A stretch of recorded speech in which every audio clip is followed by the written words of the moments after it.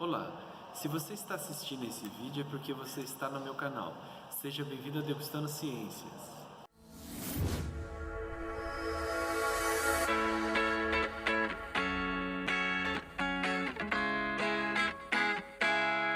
O objetivo dos retalhos cirúrgicos são para a exposição de determinada área onde se deseja operar, como por exemplo a exposição óssea associada a um dente retido que se deseja remover ou um dente incluso, ou mesmo para a transposição ou deslocamento deste tecido para outras regiões, seja na cobertura de um defeito ou recobrindo uma determinada área.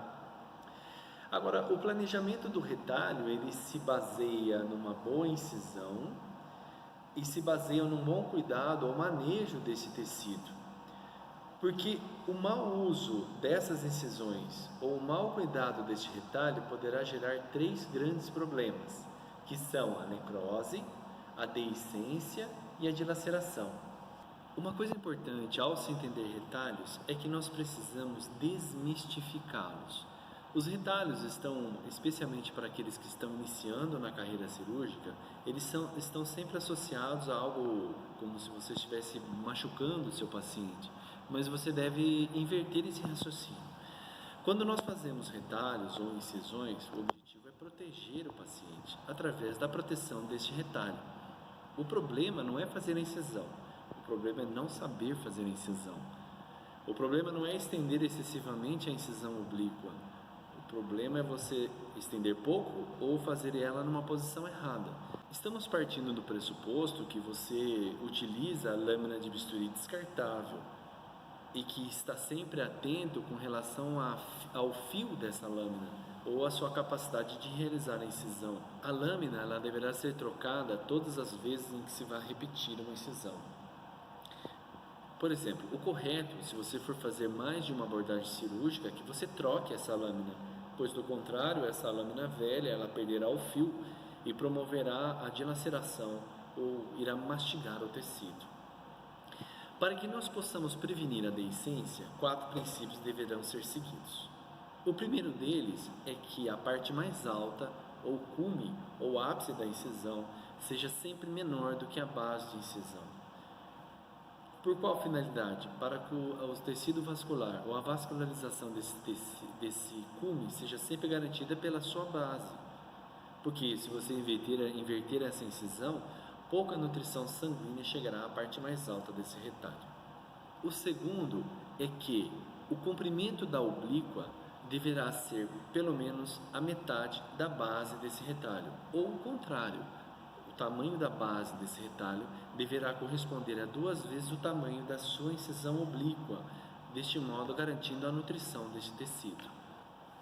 O terceiro princípio, quando você for realizar incisões axiais, ou seja, incisões no palato, você deverá garantir o aporte sanguíneo desta fibromucosa palatina. Vou ser mais claro.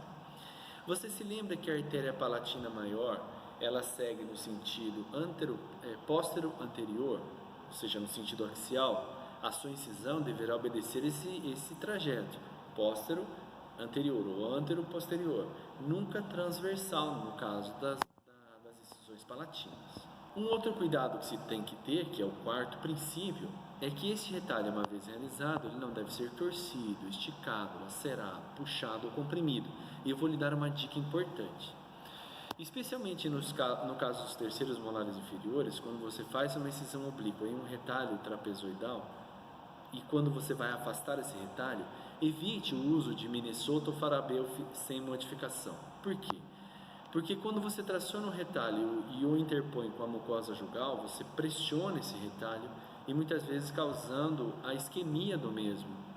E passado uma hora de cirurgia, é óbvio que esse tecido vai sofrer pela anóxia, pela falta de oxigênio.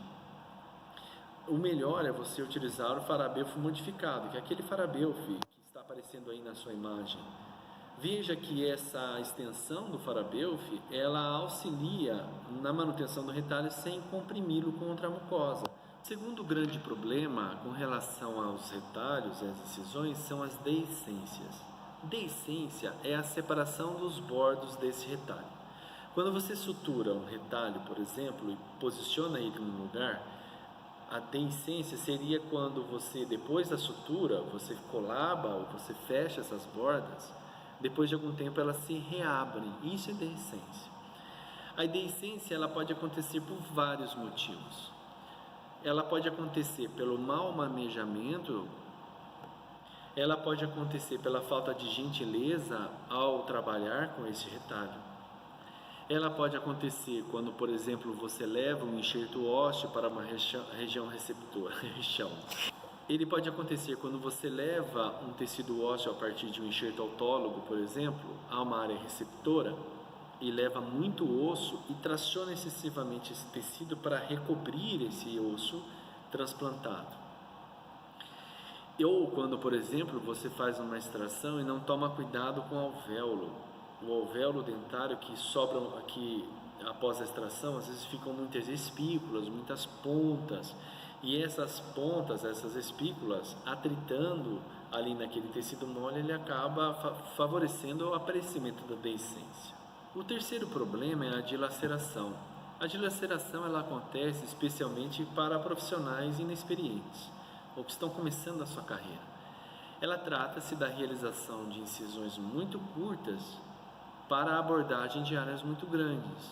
E essa incisão curta, ao se realizar o descolamento mucoperiosteal, você acaba machucando esse tecido. E ao machucar esse tecido, você provocará ou favorecerá o aparecimento das dilacerações.